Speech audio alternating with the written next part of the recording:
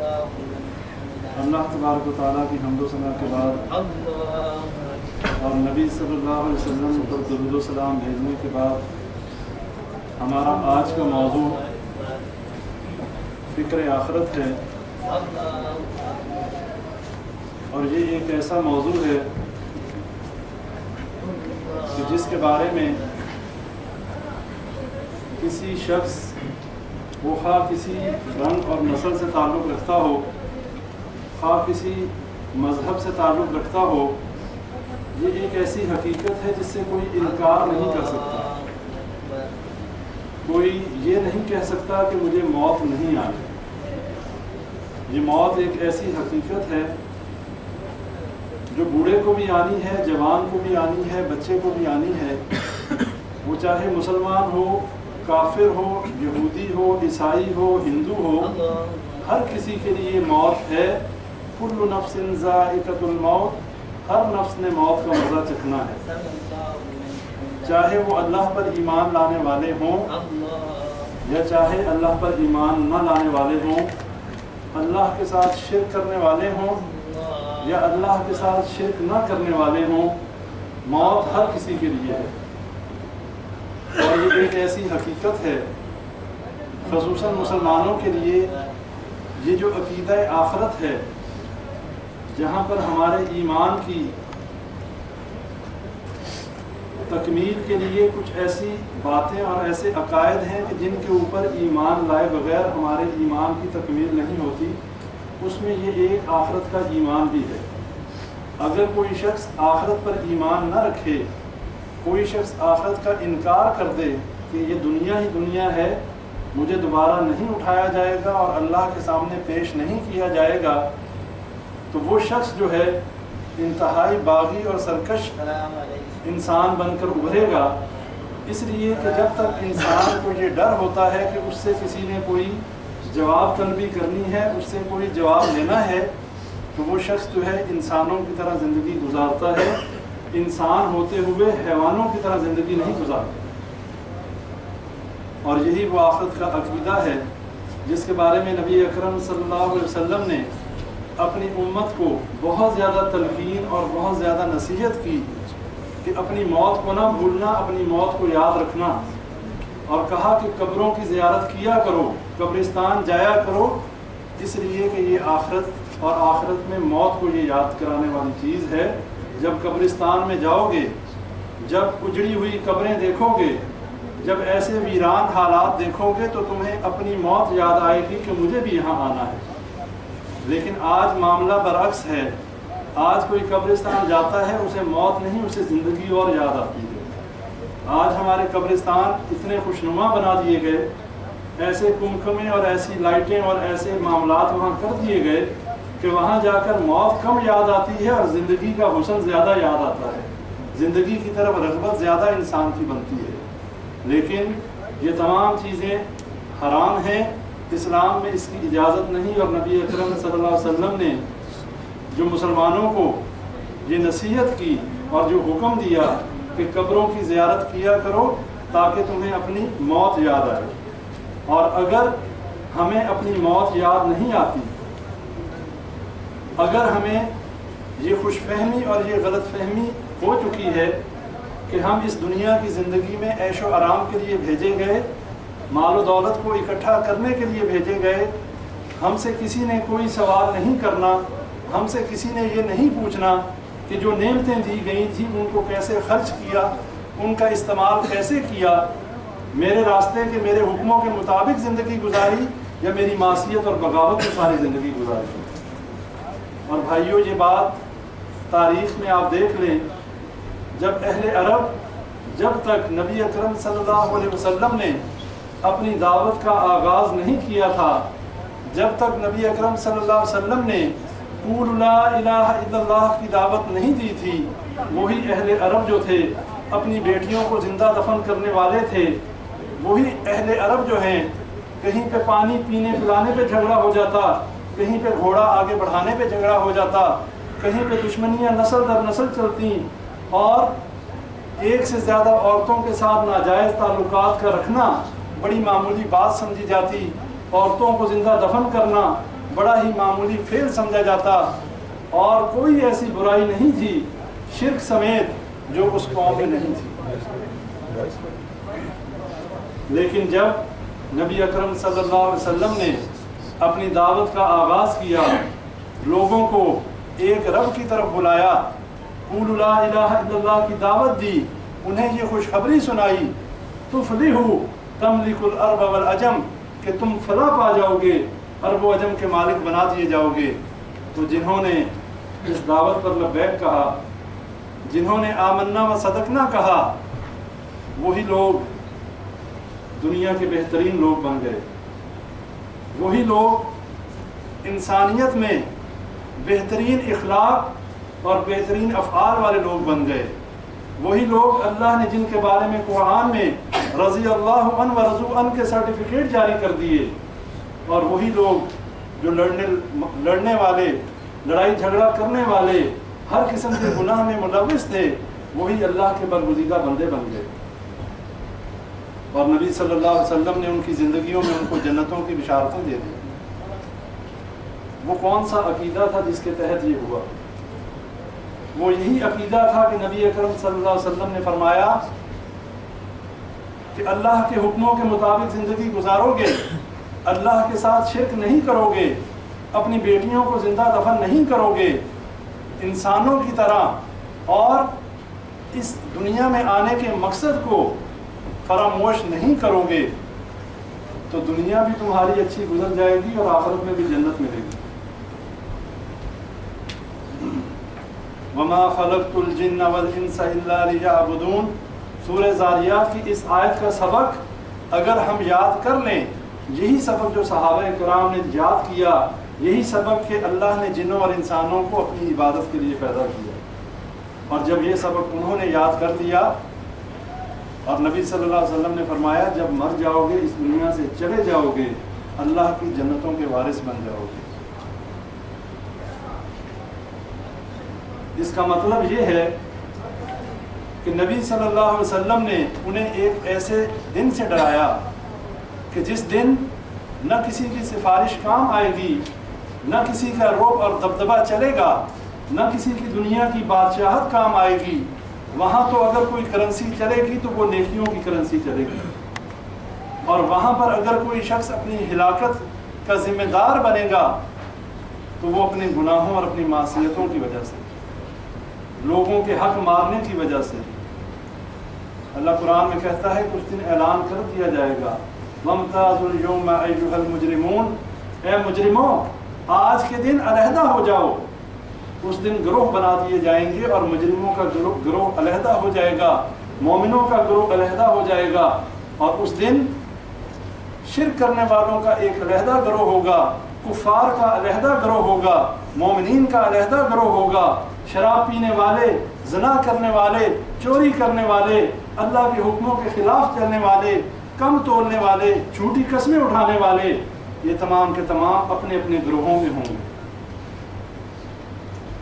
وہاں پر درجہ بندیاں کر دی جائیں گی، گروہ بندیاں کر دی جائیں گی کہ جن سے دنیا میں محبتیں رکھتے تھے انہی کے ساتھ ہو جاؤ، جن کے ساتھ دنیا میں تمہاری دلی تعلق تھے، جن کے ساتھ دل کے معاملات تھے، جو یہود و نصارہ کو اپنا مائی باپ سمجھنے والے اور ان کے آگے سر جھکانے والے تھے، ان کا بھی علیحدہ گروہ ہوگا۔ اللہ کہے گا یہود و نصارہ کو اپنا دوست بنانے والا اسی گروہ میں آ جائے، اور جنہوں نے اللہ کو اپنا رب جانا ہوگا، جنہوں نے اللہ کے حکموں کے مطابق زندگی گزاری ہوگی، وہ مومنین کا گروہ علیحدہ ہوگا۔ پہلا مجرم جو اللہ کے دربار میں پیش کیا جائے گا، اللہ اس سے پوچھے گا کہ اے بندے کیا میں نے تجھے اپنی نعمتوں سے نہیں نوازا تھا؟ کیا میں نے تجھے کھانے کو اچھی اچھی نعمتیں، اچھی غذا نہیں دی تھی؟ میں نے تجھے مال و دولت نہیں دیا تھا؟ میں نے تجھے اہل و عیال نہیں دیے تھے؟ بتا تو نے میرے لیے کیا کیا؟ وہ کہے گا اے اللہ مجھے تو قیامت کے دن پہ یقین ہی نہیں تھا، میں تو یہی سمجھتا رہا کہ یہ دنیا 2 دن کا کھیل ہے، بس اس میں آؤ، پیسے کماؤ، بچے پیدا کرو، ان کو اچھا مستقبل دو، حلال حرام کی تمیز کیے بغیر آؤ، جیسے مرضی مال و دولت کو اکٹھا کرو، کسی کا حق مارو، کسی کو گالی دو، کسی کو تھپڑ مارو، کسی کی غیبت کرو، مر جاؤ۔ ہمیں تو یہ پتہ ہی نہیں تھا کہ اللہ کہ ہم نے تیرے سامنے بھی پیش ہونا ہے۔ اللہ فرشتوں سے کہے گا، اب وہ شخص جب اپنے دائیں دیکھے گا تو اسے جہنم کی آگ نظر آئے گی، بائیں دیکھے گا تو وہاں بھی جہنم کی آگ۔ اللہ سے کہے گا، اللہ میں بڑا ظالم تھا، مجھے ایک موقع دے دے، مجھے دنیا میں بھیج دے، میں تیرا فرمان بردار بن کے رہوں گا۔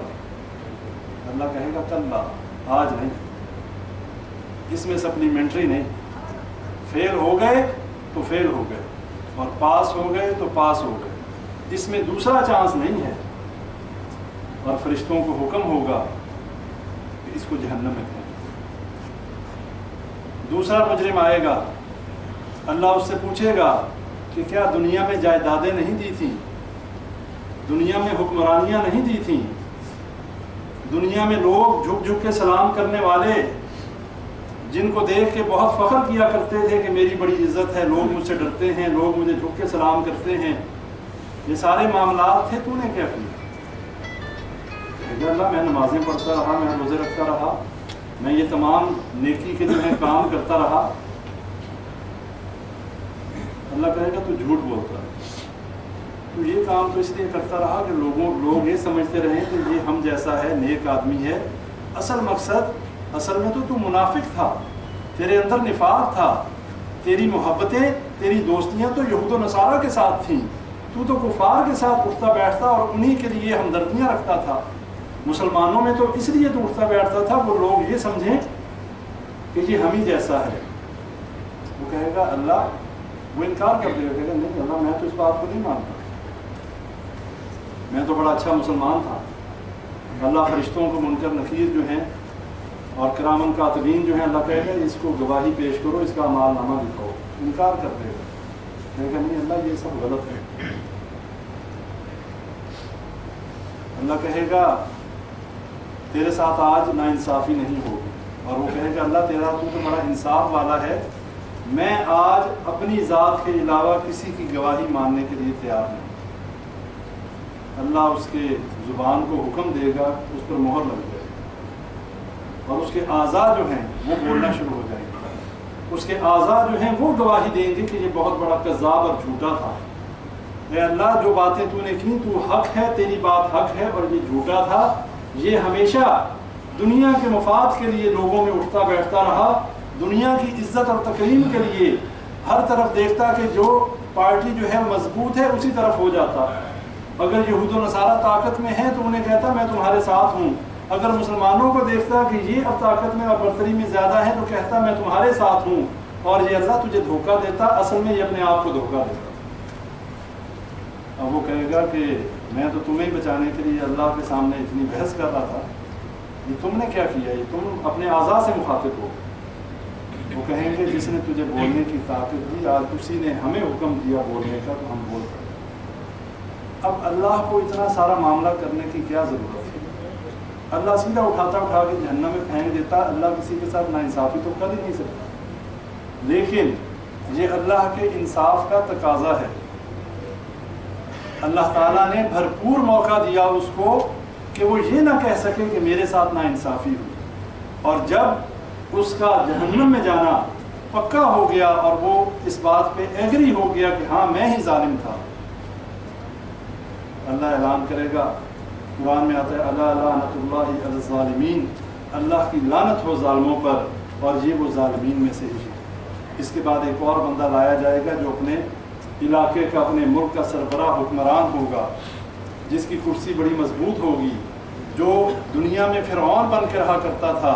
اللہ اسے کہے گا کہ میں نے تو تجھے بادشاہت بھی دی، میں نے تو تجھے سارا کچھ دیا، میں نے تجھے ایک سلطنت کا مالک بنایا، تو نے میرا نظام کیوں نہیں وہاں پر اس کا نفاذ کیوں نہیں کیا؟ صلاۃ کا نظام تو نے قائم کیوں نہیں کیا؟ زکوٰۃ کا نظام تو نے قائم کیوں نہیں کیا؟ کیوں نہیں تو نے جو ہے اس اسلام کے پورے شریعت کے نظام کو نافذ کیا؟ وہ کہے گا، اللہ کفار بڑے طاقت میں تھے، اور میں ان سے ڈر گیا۔ دیکھ لیں آج یہ چیزیں جو ہیں احادیث میں جو چیزیں بیان ہوئی ہیں، ہمارے حالات آج ہیں کہ نہیں ہیں؟ مسلمانوں کی کتنی حکومتیں ہیں، سارا کچھ ہے، لیکن آج کسی میں کوئی جرت ہے؟ کسی میں کوئی جرت نہیں ہے۔ ہر کوئی جو ہے کفار سے دبا ہوا، ڈرا ہوا، اپنی جان بچانے کے چکر میں ہر کوئی جو ہے ان کی ہر غلط بات کے اوپر آمین کرتا جا رہا ہے۔ اور اللہ نے یہ اس دن پوچھنا ہے، وہ کہے گا اللہ کفار اور یہود اور نصارہ جو تھے بڑے طاقت میں تھے، میں بڑا مسکین تھا، میرے پاس تو ایٹم بم بھی نہیں تھا، میرے پاس تو فلاں چیز بھی نہیں تھی، میں کیسے ٹکر لے لیتا ہوں ان سے؟ میں ان سے ڈر گیا۔ اللہ کہے گا ان سے تو ڈر گیا، تو مجھ سے نہیں ڈرا، تو نے یہ گمان نہیں کیا کہ میرا ایک رب ہے کہ جس کے سامنے مجھے جواب دہ ہونا ہے، جس کے سامنے میں نے جا کر اپنے سارے کیے کرائے کی جو ہے وہ جواب طلبی مجھ سے ہونی ہے اور میں نے جواب دینا ہے۔ اس کے ساتھ بھی یہی معاملہ ہوگا، دائیں دیکھے گا وہاں بھی آگ، بائیں دیکھے گا وہاں بھی آگ۔ پھر اللہ سے کہے گا اللہ ایک چانس دے دے، اللہ کہے گا نہ اب چانس کوئی نہیں، جہنم کا ایندھن بنا دیا جائے گا۔ یہ مثالیں ہمارے لیے ہیں، ہم ابھی زندہ ہیں، ابھی مرے نہیں، لیکن اللہ تعالیٰ نے، یہ اللہ کے انصاف کا تقاضا تھا کہ اللہ نے ہر چیز کھول کر بیان کر دی کہ قیامت کے دن جب آؤ گے کسی خوش فہمی میں نہ رہنا، کسی ایسی غلط فہمی کا شکار نہ ہو جانا کہ ہم مسلمان ہیں، ہم تو نبی صلی اللہ علیہ وسلم کے امتی ہیں، ہم تو نکلیں گے تو قبر سے جیسے ہی اٹھیں گے ہمارا تو VIP ٹریٹمنٹ ہوگا۔ ایسا معاملہ نہیں ہوگا۔ جب سور پھونکا جائے گا تمام لوگ جو ہیں انہیں مار دیا جائے گا۔ جو بھی سب سے پہلے حدیث میں آتا ہے جو بندہ سور کی آواز سنے گا وہ ایک اونٹ کا جو ہے وہ چراہوا ہوگا، اونٹ کی وہ جو ہے دودھ دھونے کی تیاری کر رہا ہوگا، اس تک پہلے سور کی آواز پہنچے گی اور وہیں پہ وہ اس کی موت واقع ہو جائے گی۔ اور جیسے جیسے یہ سور کی آواز پھیلتی جائے گی پورے کائنات کے نظام کو ہلا کے رکھ دے گا، اور جو شخص یہ سور کی آواز سنتا جائے گا گرتا جائے گا، اور اس کے بعد یہ زمین، آسمان، یہ چاند، ستارے، سورج، ہر چیز لپیٹ دی جائے گی۔ وَأَخْرَجَتِ الْأَرْضُ وَأَثْقَالَهَا، سورہ زلزال پڑھتے ہیں نا، اللہ زمین کو حکم دے گا زمین اپنے سارے خزانے باہر نکال دے گا۔ آج ہماری زندگی کا بیشتر حصہ صرف اس زمین کے خزانوں کو ڈھونڈنے میں گزر رہا ہے۔ آج کتنی ریسرچ ہو رہی ہے، کتنی سائنس نے ترقی کر لی، کہیں سے تیل نکالنے کی پلاننگ، کہیں سے جو ہے تانبا نکالنے کی، کہیں سے معدنیات نکالنے کی، کہیں سے لوہا نکالنے کی، کہیں سے کوئلہ نکالنے کی۔ یہ سارے خزانے ہیں جو اللہ نے زمین میں دفن کیے ہوئے ہیں، اور اللہ نے انسان کو عقل دی جس سے وہ فائدہ اٹھاتا ہے۔ اس دن کسی کو کوئی محنت کرنے کی ضرورت نہیں ہوگی، اس دن سارے خزانے زمین اگل دے گی اور ہر چیز اوپر آ جائے گی، لیکن اس دن اس خزانے کی کس کو پرواہ ہوگی؟ اس دن تو خزانے اور پیسہ اور یہ ساری کرنسی، یہ مال و دولت، یہ تو بے فائدہ ہو جائے گا۔ اور جب سارے لوگ مر جائیں گے، اللہ اکبر، اس کے بعد صرف اور صرف اللہ تبارک و تعالیٰ کی ذات رہ جائے گی۔ انسانوں کے مرنے کے بعد فرشتوں کو بھی مار دیا جائے گا، حتیٰ کہ موت کا فرشتہ جو ہے وہ اپنی روح جو ہے وہ بھی اللہ کے حوالے کر کے مر جائے گا۔ اور اس کے بعد صرف اللہ تبارک و تعالیٰ کی واحد ذات اس پوری کائنات میں رہ جائے گی۔ اس دن اللہ پوچھے گا این الجبارون، کہاں ہیں بڑی بڑی بادشاہوں کے دعوے کرنے والے بادشاہوں کو؟ این المتکبرون، کہاں ہیں غرور کرنے والے جو کہتے تھے ہماری کرسی بڑی مضبوط ہے، ہم بہت بڑے بادشاہ ہیں، آج کدھر ہیں؟ لمن الملک اليوم، آج کس کی بادشاہت ہے؟ کوئی جواب نہیں آئے گا۔ لمن الملک اليوم، اللہ کہے گا آج کس کی بادشاہت ہے؟ کوئی جواب نہیں آئے گا۔ پھر اللہ خود ہی جواب دے گا، للہ واحد القہار، آج ایک اللہ کی بادشاہ۔ یہ ہے ہمارا سارا معاملہ، یہ ہے وہ دنیا جس کے لیے ہم کہاں سے اپنا سفر شروع کرتے ہیں، کہاں پر ختم کرتے ہیں، सारी ज़िंदगी हमारी इसी सोच में और इसी फ़िक्र में गुजर जाती है, हमारा क्या बनेगा, हमारी औलाद का क्या बनेगा, हमारे अहलो अयाल का क्या बनेगा, हमारे बहनों और भाइयों का क्या बनेगा। उनके लिए मेहनत करते हैं, उनके लिए दिन रात एक करते हैं, उनके लिए ना रात और ना दिन में कोई फ़र्क करते हैं। सिर्फ यही लगन और यही तड़प होती है किसी तरीके से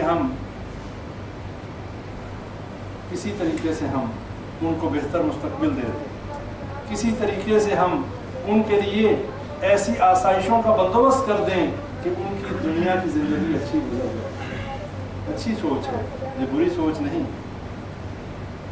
ये नहीं कहा जा सकता कि ये सोच बुरी है, लेकिन इस सोच में एक कमी है, और वो कमी ये है, जिस तरीके से हम उनकी दुनिया के बारे में सोचते हैं, जिस तरीके से हम उनकी दुनिया के बारे में फ़िक्रमंद हैं कि कहीं ये किसी के आगे हाथ फैलाने वाले ना बन जाएं, कहीं ये किसी के मोहताज ना बन जाएं, तो हमें ये भी तो सोचना चाहिए कि क़यामत के दिन कहीं ये लोगों के आगे हाथ ना फैलाते फिर, क़यामत के दिन लोगों से एक एक नेकी के लिए सवाल ना करते फिर। जिस वक़्त एक नेकी जो है वो ढूंढने निकलेगा और कोई नेकी देने को तैयार नहीं होगा, और जिस दिन एक बंदा, वो दिन कैसा होगा, फ़कैफ़ तत्तक़ून, कैसे बचोगे उस दिन। इन कफ़रतुम यौमन यजअलुल विल्दान शीबा, वो दिन ऐसा होगा कि अल्लाह को कुफ़र करने वालों से कहता है उस दिन कैसे बचोगे, कि जिस दिन एक बच्चा जो है वो बूढ़ा हो जाए, जिस दिन औरतों के हमल गिर जाएंगे, दूध पिलाने वाली अपने बच्चों को भूल जाएंगी। सूरह हज की आयत है, और अल्लाह कहता है कि वो दिन ऐसा होगा कि एक बच्चा जो है वो बूढ़ा हो जाएगा उस दिन की शिद्दत की वजह से, हशर के मैदान की शिद्दत की वजह से। और उस दिन कोशिश ये होगी कि कोई रिश्तेदार हमें नज़र ना आए, कोई बाप भाई बेटा अहलो अयाल में से कोई हमें गलती से भी ना मिल जाए। ऐसा ना हो कि हम तो पहले ही अपनी मुसीबत में फंसे हुए हैं, आकर उसने कोई डिमांड कर दी, कोई नेकी मांग ली, तो ये ना हो कि हम जो है उसको नेकी ना दे सकें, और हम जो है ऐसे इंसान छुपेगा। और दुनिया में जो लोग ऐसे लोगों के कहनों पर चले, कहते हैं ना हमारे दोस्त, यार आखिरत किसने देखी है, जहाँ सारे जाएंगे हम भी चले जाएंगे, टेंशन क्या है, क्या परेशानी है, जहाँ सब होंगे हम भी वहीं होंगे, तो फिर फिक्र की क्या बात है। ये बहुत बड़ी बात है जो हमारे ज़ुबानों से निकलती है। जहाँ सब होंगे वहाँ हम इतना भी वक्त नहीं गुजार सकेंगे, 50,000 साल तो बहुत ज़्यादा है। दुनिया में हम इस सूरज के सामने जो कि इंतहाई दूर है, इस गर्मी में अभी जो मौसम आने वाला है, बाहर धूप में नंगे पांव फर्श पर खड़े नहीं हो सकते। सूरज कितना दूर है, बहुत दूर है। इस गर्मी में हम बाहर खड़े नहीं हो सकते बगैर कपड़ों के, बगैर जूते के। क़यामत के दिन बगैर कपड़ों के, बगैर खतने के, बगैर जूतों के, बगैर हर चीज़ के 1 मील के फासले पर सूरज होगा और हम उसके सामने होंगे। वहाँ पर भूख भी होगी और प्यास भी होगी, वहाँ पर घबराहट भी होगी, और जो शख्स जैसे सबसे पहले नबी अकरम सल्लल्लाहु अलैहि वसल्लम की कब्रें मुबारक खुलेंगी और वो बाहर निकलेंगे, उन्हें उठाया जाएगा, और उसके बाद बाकी तमाम लोग। और सबसे पहले जो लिबास अता किया जाएगा, हज़रत इब्राहीम अलैहिस्सलाम को लिबास पहनाया जाएगा, उसके बाद नबी अकरम सल्लल्लाहु अलैहि वसल्लम को लिबास पहनाया जाएगा। उसके बाद जो लोग जिन्होंने अल्लाह के हुक्मों के मुताबिक अपनी ज़िंदगियाँ गुजारी, जिन्होंने इस दुनिया को आर्जी आरामगाह समझा, जिन्होंने मुसाफिर खाना समझा, जिन्होंने वेटिंग रूम समझा, और अपनी ज़िंदगी को अल्लाह के हुक्मों के मुताबिक गुजारा, उन्हें लिबास अता किए जाएंगे। और तमाम लोग कब्रों से उठने वाले हशर के मैदान की तरफ चल पड़ेंगे। अहादीस में आता है कि ये जगह जो है, ये शाम का इलाका जो है, ये हशर का मैदान यहाँ पर लगेगा। और इसके साथ साथ ये भी आता है कि ये जितनी निज़ाम, जितनी दुनिया है, अल्लाह ताला इस सब को लपेट देगा। سورج اور چاند بے نور کر دیے جائیں گے، اس کے بعد جب اللہ کا حکم ہوگا یہ پوری زمین ایک سفید چٹیل میدان کی شکل میں دوبارہ بنا دی جائے گی، اور یہاں پر کوئی سایہ، درخت، مکان کچھ نہیں ہوگا۔ اور اس کے بعد جتنے لوگ جو ہوا میں راکھ ہو گئے، جو سمندروں میں ڈوب گئے، جو قبروں میں دفن ہو گئے، جو جلا دیے گئے، ہر جگہ سے انسان نکلنا شروع ہو جائیں گے۔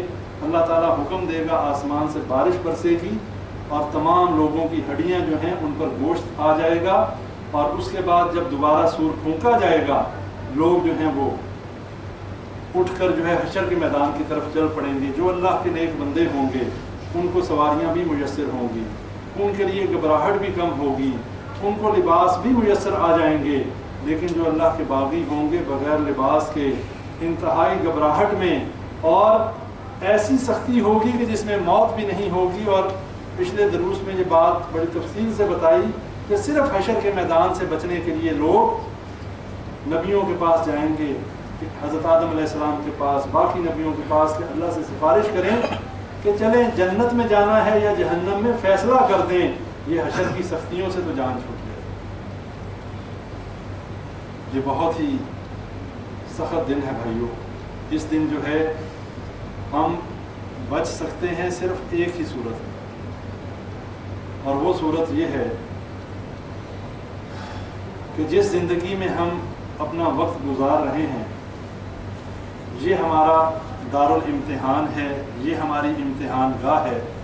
اس کو امتحان گاہ سمجھتے ہوئے اپنی زندگی کو اس طریقے سے گزاریں کہ جیسے ایک مسلمان مواحد کی زندگی ہوتی ہے۔ جب نبی اکرم صلی اللہ علیہ وسلم نے واضح فرما دیا کہ اگر تم اللہ کی رحمتوں کو اکٹھا کرنا چاہتے ہو، اللہ کی محبت کو حاصل کرنا چاہتے ہو، تو ایک ہی طریقہ بتایا،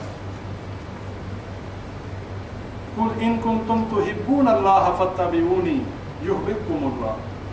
اگر تم، اے نبی صلی اللہ علیہ وسلم کہہ دیجئے، اگر تم اللہ سے محبت کرنا چاہتے ہو میری اطاعت کرو، میری اتباع کرو، یحببکم اللہ، اللہ تم سے محبت کرنے لگے گا، اور جب اللہ محبت کرنے لگے گا یغفر لکم ذنوبکم، اللہ تمہارے گناہوں کو بخش دے گا، واللہ غفور رحیم، اللہ معاف کرنے والا اور رحم کرنے والا۔ یہ ساری باتیں بتانے کا مقصد صرف ڈرانا نہیں ہے، مقصد یہ ہے ہمارے پاس دو ہی چیزیں ہیں، ایک خوف ہے، دوسری امید ہے۔ حضرت عمر رضی اللہ تعالیٰ عنہ فرماتے ہیں کہ اگر اللہ تعالیٰ یہ اعلان کر دے کہ سارے کے سارے بندے جہنم میں جانے والے ہیں سوائے ایک شخص کے، فرمانے لگے مجھے امید ہے کہ وہ ایک بندہ میں ہوں۔ یہ ہے امید کا حال۔ اور فرمایا اگر اللہ اعلان کر دے کہ سارے کے سارے جنت میں جانے والے ہیں سوائے ایک شخص کے، حضرت عمر رضی اللہ عنہ کہنے لگے مجھے ڈر ہے کہ کہیں وہ میں ہوں۔ یہ ہمارا حال ہونا چاہیے کہ اللہ کا ڈر ہمارے سامنے ہر حال میں ہو، اس کے بعد ہماری زندگی اللہ کے حکموں کے مطابق گزرے۔ یہ صرف زبانی جمع خرچ نہ ہو، صرف یہ نہیں کہ ہم بیٹھے باتیں کی سنی اٹھ گئے، ہماری زندگیوں میں تبدیلی آنی چاہیے، ہمارے اٹھنے بیٹھنے میں، ہمارے تعلقات میں، ہماری دوستی میں، تمام معاملات میں ہمارے فرق آنا چاہیے، واضح ایک ڈفرنس نظر آنا چاہیے، ایک اللہ سے ڈرنے والے کا اور ایک اللہ سے نہ ڈرنے والے کا، ایک قیامت کے اوپر جس کا ایمان ہے، یوم آخرت پہ جس کا ایمان ہے اس میں، اور جو شخص جو ہے مانتا ہی نہیں اللہ کو، جو یوم آخرت کو ہی نہیں مانتا۔ ہم ادھر کتنے لوگ ہیں جہاں پر ہم اس وقت موجود ہیں، یہیں پہ کتنے مذاہب کے لوگ ہیں، اگر ایک ہندو میں، ایک سکھ میں، ایک مسلمان میں اگر واضح کوئی فرق نظر نہیں آتا تو پھر کیسا سکھ، کیسا مسلمان اور کیسا ہندو؟ مسلمان تو وہ ہے کہ جس کی زندگی کا ہر لمحہ جو ہے اللہ کے حکموں کے مطابق گزرتا ہے، جو لوگوں کو گالی نہیں دیتا، جو دوسروں کا حق نہیں مارتا، جو کسی کو برے الفاظ سے نہیں پکارتا، جو کسی کی غیبت نہیں کرتا۔ یہ تمام خاصیتیں خوبی مسلمانوں کی، یہ تو بندوں کے حقوق ہو گئے۔ اور اللہ کا حق کیا ہے؟ اللہ کے ساتھ کسی کو شریک نہیں کرتا، اللہ کے ساتھ کسی بھی نبی ولی بزرگ کسی کو بھی شریک نہیں کرتا، اللہ ہی کی عبادت کرتا ہے، اللہ کے علاوہ ہر چیز کا انکار کرتا ہے۔ وَمَن يَكْفُرْ بِالطَّاغُوتِ وَيُؤْمِن بِاللَّهِ فَقَدِ اسْتَمْسَكَ بِالْعُرْوَةِ الْوُثْقَىٰ۔ اللہ نے کہا جس نے طاغوت کا انکار کر دیا، سب سے پہلے بتایا انکار کس کا؟ طاغوت کا۔ طاغوت کیا ہے؟ اللہ کے علاوہ ہر وہ چیز جس کی اللہ کے ساتھ عبادت کی جا سکے یا اللہ کے علاوہ عبادت کی جائے، طاغوت ہے۔ اور جس نے اللہ پر جو ایمان لے آیا، اللہ فرماتا ہے اس نے ایک ایسے مضبوط کڑے کو تھام لیا کہ جو ٹوٹنے والا نہیں، جس کو پکڑ لینے کے بعد انشاءاللہ اس کی کامیابی یقینی ہے۔ بھائیوں، اپنی زندگیوں کو بدلیں۔ میں اپنے گریبان میں جھانکوں، آپ اپنے گریبانوں میں دیکھیں، ہماری آخرت کی تیاری ہے کیا؟ آج اگر ہمیں موت آ جائے، کیا ہم منکر نکیر کے سوالوں کے جواب دینے کے لیے تیار ہیں؟ کیا ہم قبر میں جانے کے لیے تیار ہیں؟ یہ وہ قبر ہے کہ جس کے لیے حضرت عثمان رضی اللہ تعالی عنہ جب کسی قبر کے پاس پہنچتے زاروں قطار روتے، لوگ کہتے کہ حضرت عثمان رضی اللہ تعالی عنہ آپ جہنم کے ذکر پہ اتنا نہیں روتے، کسی اور بات پہ اتنا نہیں روتے، یہ قبر کے معاملے پہ اتنا کیوں روتے ہیں؟ حضرت عثمان رضی اللہ عنہ نے کہا کہ یہ پہلی سیڑھی ہے، جو اس سیڑھی پہ کامیاب ہو گیا وہ آگے بھی کامیاب ہو جائے گا، جو یہاں فیل ہو گیا وہ آگے بھی فیل ہوگا۔ اور یہ قبر کیا ہے؟ یہ قبر جنت کے باغوں میں سے ایک باغ ہے یا جہنم کے گڑھوں میں سے ایک گڑھا ہے؟ جس نے زندگی اللہ کے حکموں کے مطابق نہ گزاری، موت کا وقت آ گیا، موت کا فرشتہ آ گیا، آتے ہی پٹائی شروع ہو جائے، اور وہ مار بھی ایسی مار ہوگی۔ یہ فرشتے اللہ کی جو مخلوق ہیں، ان کے بارے میں ہم اندازہ نہیں کر سکتے یہ کیسی مخلوق ہے۔ معراج کے واقعے میں نبی صلی اللہ علیہ وسلم جب آسمانوں پر پہنچے، سورہ نجم میں پورا تفصیل آتی ہے حضرت جبرائیل علیہ السلام کے بارے میں۔ نبی صلی اللہ علیہ وسلم نے فرمایا میں نے 3 مرتبہ جبرائیل کو دیکھا اصل حالت میں، اور معراج کے وقت میں نے جبرائیل کو ایسی حالت میں دیکھا کہ اس کے 600 پر تھے، اور اس نے سارے آسمان کو ڈھانپا ہوا، اور میں آسمان کی طرف جدھر بھی دیکھتا مجھے جبرائیل علیہ السلام کے پر نظر آتے۔ یہ اللہ تعالیٰ کی بنائی ہوئی مخلوق ہے، اور ایک انسان، ایک طاقتور انسان ایک دوسرے انسان کو اگر مارے کتنا نقصان پہنچے گا؟ مطلب ظاہری بات ہے اسے چوٹ لگے گی، لیکن ایک ایسی مخلوق جو اللہ کی بنائی ہوئی بڑی ہی کمزور مخلوق کو مارے، اس کی وہ چوٹ اور تکلیف کا کیا کہنا ہوگا؟ اور ہمارے سامنے مرنے والا ہمارے سامنے ہوتا ہے، اور اگر فرشتے اللہ تعالیٰ محفوظ فرمائے ہم سب کو، اسے اگر مار رہے ہوں، ہمیں کوئی پتہ چلتا ہے؟ نہیں پتہ چلتا۔ کوئی چیخنے چلانے کی آواز، کوئی مارنے کی آواز، کچھ پتہ نہیں چلتا۔ لیکن اس وقت اس مرنے والے کے ساتھ کیا گزر رہی ہے، اللہ کہتا ہے اس وقت میں اس کے بہت قریب ہوتا ہوں، لیکن تمہیں شعور نہیں۔ نحن اقرب الیہ من حبل الورید، اللہ کہتا ہے میں تو تمہاری اشارت سے بھی قریب ہوں۔ اور اس وقت جب موت کا فرشتہ آتا ہے، اللہ کہتا ہے میں اس کے بہت قریب ہوتا ہوں۔ اس سے مراد یہ نہیں کہ اللہ جیسے ہم بیٹھے ہیں اس طرح قریب ایسے ہوتا ہے، اللہ اپنے علم کے حوالے سے اس کے بہت قریب ہوتا ہے، اسے دیکھ رہا ہوتا ہے۔ اور ہم کوئی کہتا ہے یہ کرو، ڈاکٹر کو بلاؤ، اس کو بلاؤ، اللہ کہتا نہیں، اب جو ہے اب تو سفر کی تیاری ہے، اب جس مرضی کو بلاؤ۔ اب جو روح حلق میں آ کے اٹک گئی، دنیا کی ساری طاقتیں لگا لو، اس روح کو واپس نہیں لے جا سکتے۔ اللہ نے قرآن میں چیلنج کیا کہ اگر تم بہت تیز مار خان بنتے ہو، اگر تم بہت بڑے اپنے آپ کو طاقتور سمجھتے ہو، میں نے اس کی روح جو پاؤں سے کھینچ کے حلق میں پھنسا دی، اس کو واپس لے ہے کوئی لے کے جانے والا؟ نہیں لے جا سکتا۔ اور فرشتے مارتے ہیں، اور اس کے بعد جب قبر میں دفنایا جاتا ہے، پھر سوالات شروع، پھر زندگی جو دارالعمل وہ ختم ہو گیا، اس کے بعد سوال و جواب شروع، من ربک ما دینک من نبیک، تیرا رب کون، تیرا دین کیا، اس بندے کے بارے میں کیا کہتے ہو جو تمہاری طرف بھیجا گیا۔ اب یہ وہ سوالات ہیں جو اللہ نے آج ہمیں بتا دیے کہ جب قبر میں آؤ گے میں یہ 3 سوال پوچھوں گا، ان 3 سوالوں کے جس نے صحیح جواب دے دیے اس کے لیے وہ قبر جو ہے جنت کے باغوں میں سے ایک باغ ہوگی، اس کے لیے قبر جو ہے اس میں جنت کا بچھونا بچھا دیا جائے گا، اسے جنت کا لباس پہنا دیا جائے گا، اور ایک انتہائی خوش شکل انسان، خوبصورت انسان اس کی قبر میں آئے گا۔ وہ کہے گا اے خوبصورت انسان تو کون ہے؟ وہ کہے گا میں تیرے وہ نیک اعمال ہوں، اللہ نے مجھے بھیجا ہے تیری تنہائی کو دور کرنے کے لیے۔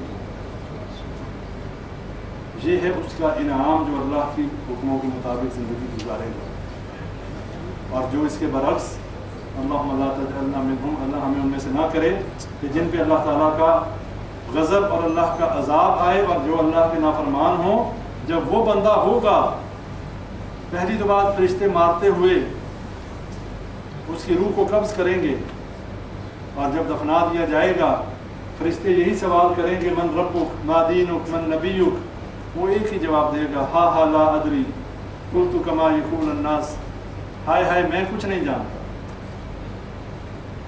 میں تو وہی کہتا رہا جو لوگ کہتے رہے۔ اب لوگ کیا کہتے ہیں؟ لوگ کہتے ہیں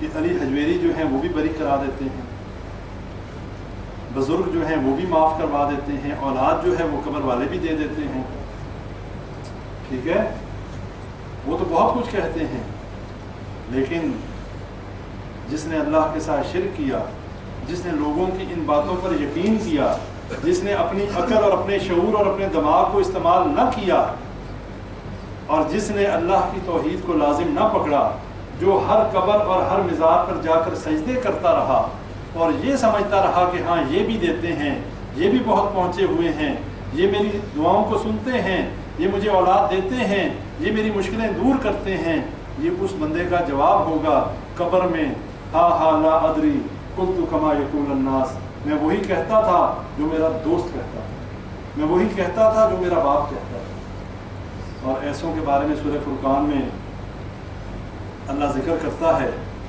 ایسوں کو جب مار پڑے گی حشر کے دن وہ کہیں گے یا ویلتا لیتنی لم اتخذ فلانا خلیلا، ہائے میری بدبختی، ہائے میری بدقسمتی، کاش میں اس شخص کو اپنا دوست نہ بناتا۔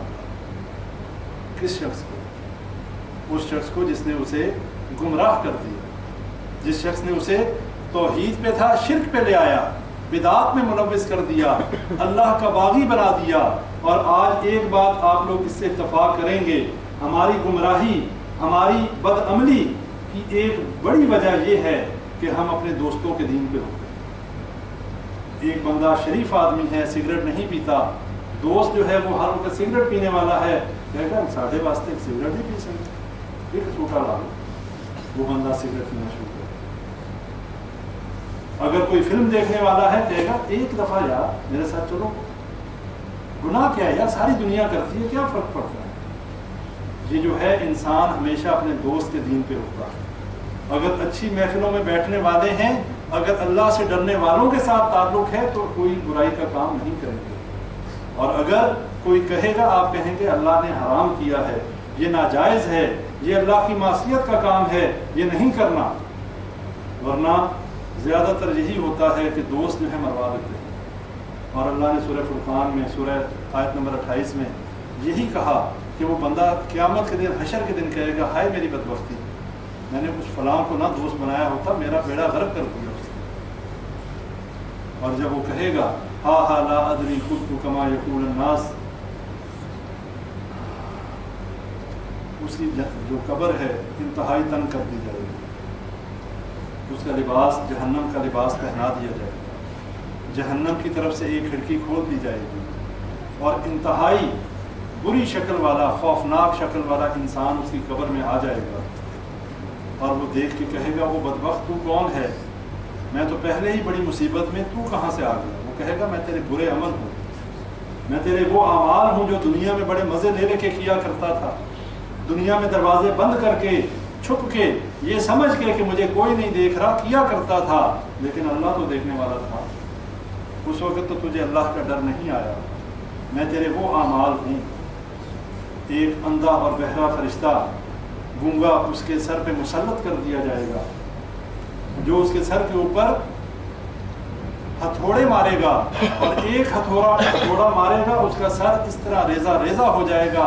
حدیث میں آتا ہے اگر وہ ہتھوڑا دنیا میں کسی پہاڑ پہ مارا جائے وہ پہاڑ ریزہ ریزہ ہو جائے گا، اور 99 سانپ اس کے اوپر مسلط کیے جائیں گے، اور وہ 99 سانپ اس کو ڈسیں گے، اور اس ایک سانپ کے ڈسنے کا یہ حال ہے، نبی صلی اللہ علیہ وسلم نے فرمایا وہ ایک سانپ دنیا میں اپنا سانس چھوڑ دے پوری دنیا میں سبزہ اگنا ختم ہو جائے، اتنا زہریلا سانپ اس آدمی کو ڈسے گا۔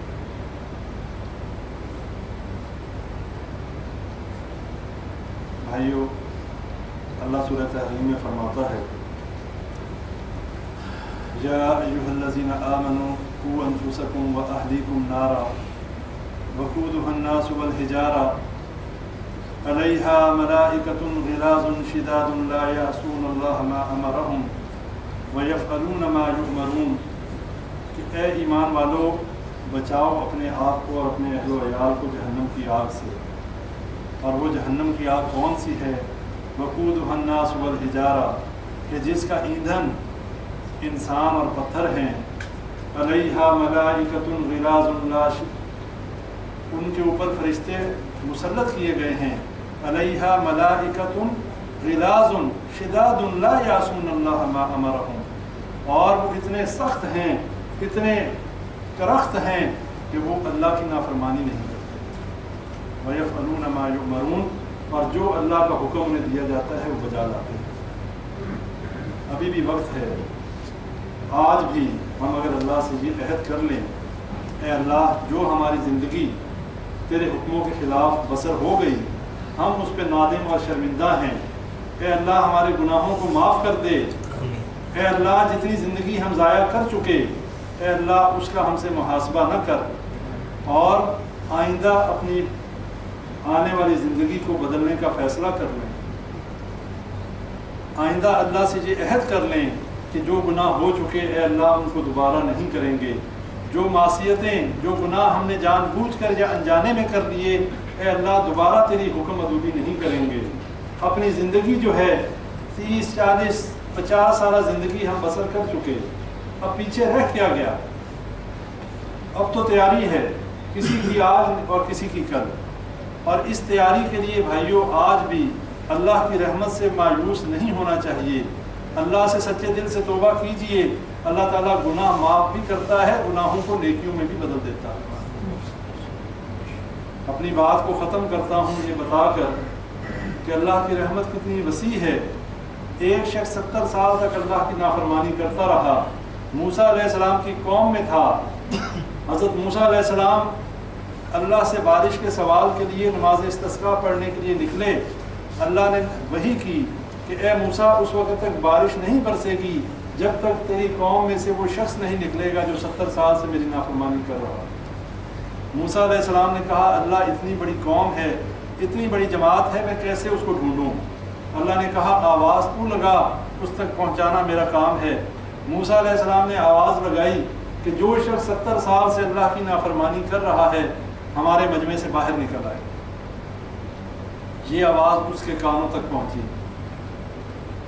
اس نے دل ہی دل میں اللہ سے کہا کہ اے اللہ واقعی میں 70 سال سے تیری نافرمانی کر رہا ہوں، لیکن اتنا بڑا مجمع، آج اس مجمع میں اگر میں باہر نکلا میں تو ذلیل ہو جاؤں۔ اللہ سے سچے دل سے توبہ کی کہ اللہ جو ہو گیا سو ہو گیا، آج کے بعد تیری نافرمانی نہیں کروں۔ اللہ نے بارش برسا دی۔ اب موسیٰ علیہ السلام کو تجسس ہوا کہ بندہ تو باہر نکلا نہیں اور بارش ہو گئی۔ اللہ سے دوبارہ پوچھا کہ اللہ بندہ تو نہیں نکلا، بارش کیسے ہو گئی؟ اللہ نے کہا کہ اس بندے نے ایسی توبہ کی کہ جس کو میں نے قبول کر کے بارش برسا دی۔ اب موسیٰ علیہ السلام کے ذہن میں پھر سوال پیدا ہوا کہ اللہ مجھے وہ بندے کی شکل تو دکھا دے کہ بندہ ہے کون؟ یہ ہمارا رب ہے۔ اللہ کہنے لگا کہ جو شخص 70 سال تک میری نافرمانی کرتا رہا، میں نے اس کی پردہ پوشی کی، میں نے اسے لوگوں کے سامنے ذلیل نہیں کیا، آج جب اس نے توبہ کر لی تو میں موسیٰ تیرے سامنے کر دوں؟ نہیں بتایا۔ یہ ہے وہ رب۔ اگر آج ہم کتنے گناہ روز کتنے گناہ، میں آپ ہم سب کتنے گناہ کرتے ہیں۔ اگر یہی گناہ ہماری شکلوں ہمارے ماتھوں پر لکھے جائیں، ہر آنے جانے والا یہ دیکھے کہ ہاں یہ شرابی ہے، یہ چور ہے، یہ جو ہے لوگوں کا حق مارنے والا ہے، یہ شرک کرنے والا ہے، اور قیامت کے نزدیک یہ ہوگا۔ جو شخص جو گناہ کرے گا اس کے ماتھے پہ لکھا جائے گا، اور دیکھنے والا محفل میں بیٹھا ہوئے شخص جو ہے وہ دیکھیں گے ہاں یہ چور ہے، یہ شرابی ہے، یہ زانی ہے۔ لیکن اللہ کی یہ رحمت ہے کہ اللہ ہماری پردہ پوشی کرتا ہے، اور اگر ہم اللہ سے سچے دل سے توبہ کر لیں، اللہ سے سچے دل سے توبہ کر کے آئندہ گناہ نہ کرنے کا وعدہ کر لیں، اللہ ہمیں دنیا میں ذلیل نہیں ہونے دے گا۔ اللہ تعالیٰ ہمارے مسائل کا خود جو ہے حل کرنے کا بندوبست کرے گا۔ جو اللہ گناہوں کے ساتھ، اللہ کی نافرمانیوں کے ساتھ ہمیں رزق دے رہا ہے، جب ہم اللہ کے فرم بردار بندے بن جائیں گے تو کیا اللہ ہمیں رزق نہیں دے گا؟ کیا اللہ ہمیں ہماری مشکلوں کو حل نہیں کرے گا؟ یہ بات اپنے ذہنوں میں بٹھا لیں۔ آج ہم گناہوں میں بالکل ڈوبے ہوئے ہیں، تب بھی اللہ ہمیں رزق دے رہا۔ اگر ہم اللہ کے فرما بردار بندے بن جائیں گے، اگر ہم اللہ تعالیٰ کے حکموں کے مطابق زندگی گزارنے والے بن جائیں گے، اللہ ہمیں اس سے دگنا رزق دے گا۔ اللہ ہمارے رزق میں برکت دے گا، اللہ ہماری اولاد میں برکت دے گا، اور اللہ تعالیٰ ہماری مشکلوں کو حل کرے گا۔ اللہ سے دعا کریں اللہ تعالیٰ جو باتیں کی گئیں ان کے اوپر عمل کرنے کی توفیق عطا فرمائے۔ جتنی باتیں کتاب اللہ اور سنت رسول اللہ کے مطابق تھیں وہ اللہ کی طرف سے تھیں، اور جو بات کوئی غلط میرے منہ سے نکلی ہو وہ میرے اور شیطان کی طرف سے تھی، اللہ تعالیٰ معاف فرمائے۔ اور اللہ تعالیٰ کہنے والے کو سب سے زیادہ اور سننے والوں کو بھی عمل کی توفیق عطا فرمائے۔ اللہ تعالیٰ ہمیں صحیح معنوں میں پکا اور سچا مسلمان بنائے، ہمیں صحیح طریقے سے اس دنیا میں اپنی عبادت کرنے کی توفیق عطا فرمائے۔ جتنی اے اللہ ہماری زندگی ضائع ہو چکی، جتنی زندگی اے اللہ ہم نے تیرے حکموں کے خلاف گزاری، اے اللہ ہمیں معاف فرما دے۔ اے اللہ ہمارے وہ تمام گناہ جو ہم نے جان بوجھ کر کیے اور جو ہم نے انجانے میں کیے، اللہ تمام گناہ معاف فرما دے۔ اے اللہ ہماری اولادوں کو نیک بنا دے۔ اے اللہ ہماری روحانی اور جسمانی بیماریاں دور فرما دے۔ اے اللہ ہمارے لیے دنیا اور آخرت کے معاملے آسان فرما دے۔ اے اللہ ہمیں دنیا میں اپنی عبادت، جب تک تیری عبادت ہم کرتے رہیں اللہ ہمیں زندہ رکھ، اور جب اے اللہ ہماری زندگی اس دنیا میں ہمارے لیے بہتر نہ ہو تو ہمیں آخرت کی زندگی نصیب فرما۔ اے اللہ ہمیں مرتے وقت کلمہ نصیب فرما۔ اے اللہ ہمیں حوض کوثر پہ نبی صلی اللہ علیہ وسلم کے ہاتھوں پانی جو ہے کوثر کا وہ نصیب فرما۔ ربنا تقبل منا انك انت السميع العليم وتب علينا انك انت التواب الرحيم۔ سبحان ربك رب العزة عما يصفون وسلام على المرسلين والحمد لله رب العالمين۔